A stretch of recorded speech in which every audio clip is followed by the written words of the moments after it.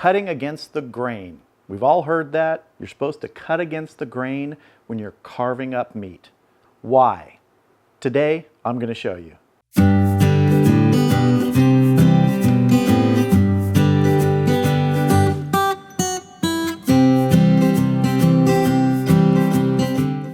So to demonstrate the process behind cutting against the grain today, I'm going to be using a tri-tip as an example. We're going to be cutting into this both when it's raw and another one when it's cooked so we can look at the grain structure. When we're talking about the grain, we're talking about the way the muscle fibers run in the meat.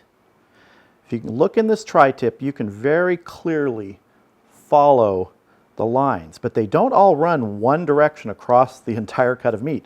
You can see here they go this way, here they start to turn, over here. Every piece of meat is a little bit different. Tri-tip is different from top round or brisket or chuck roast. You have to look at each individual piece of meat, and you can usually do that from the outside first to see where the lines of the fibers are running. So first thing I'm going to do here, I'm going to cut a cross section so we can take a look at it.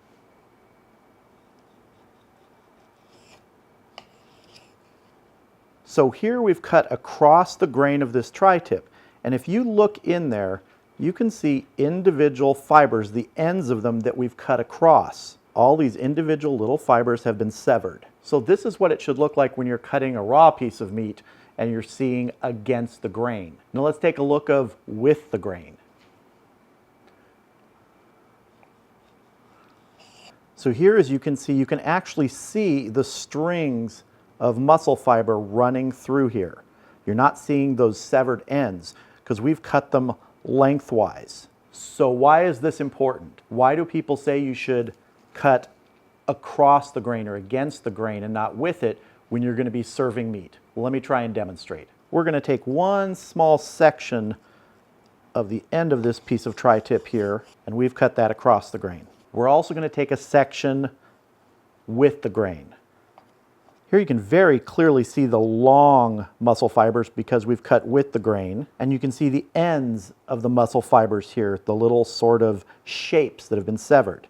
So imagine that you've cooked these two pieces of meat, and we'll be demonstrating this with a cooked piece of tri-tip later. Here you have the ends of the muscle fibers, and here you have the length of the muscle fibers. If your teeth are biting into these, it's sliding between them. It's going to be easier to bite through. These, you're going to be biting across an entire length of muscle fiber, many different muscle fibers. There's another way that I can try and show you what this means. Here are the ends of a bundle of straws. If I take this bundle of straws and turn them lengthwise and I try and pull, that's going to be extremely difficult to break through these.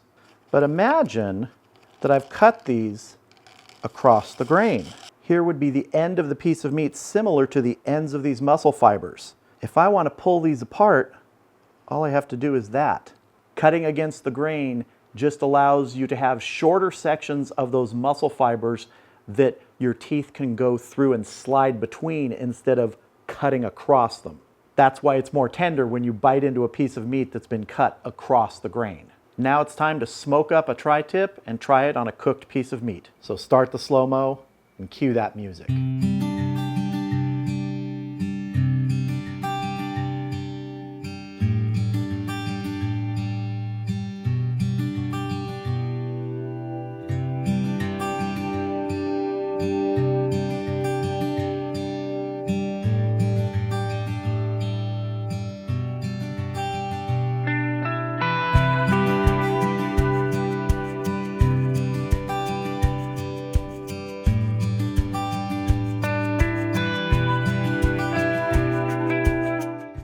So here we have our cooked tri-tip, and you can still very clearly in the surface of this see some of the grain lines. But let me give you a tip. In case you are not sure that you're going to remember which way the grain runs, a very simple thing to do before you start cooking, take out your phone, take a picture of the meat. That way you'll be able to refer back to it to see which way the grain lines run. Another simple tip, you simply go to the end of a piece of meat, like the tri-tip here, what I would do, I know that the grain runs this way, and I would square off that end.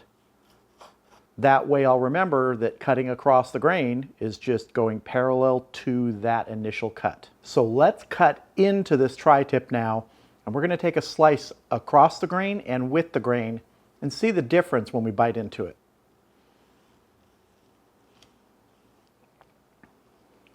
So this is a cut across the grain.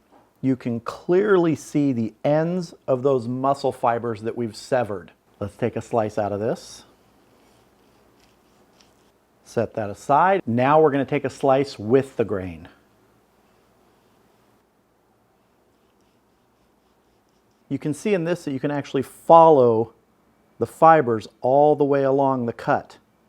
That's what you're going to be biting through if you're taking a slice with the grain. But let's see. Let's take a taste of each. So here is a slice with the grain. You can actually see the fibers just running straight this way in the meat. Let's take a bite. Tastes good, but there is chew there. You're having to work to get through the meat. Now let's take a bite of the piece that is across the grain. Have you ever heard that saying, melts in your mouth?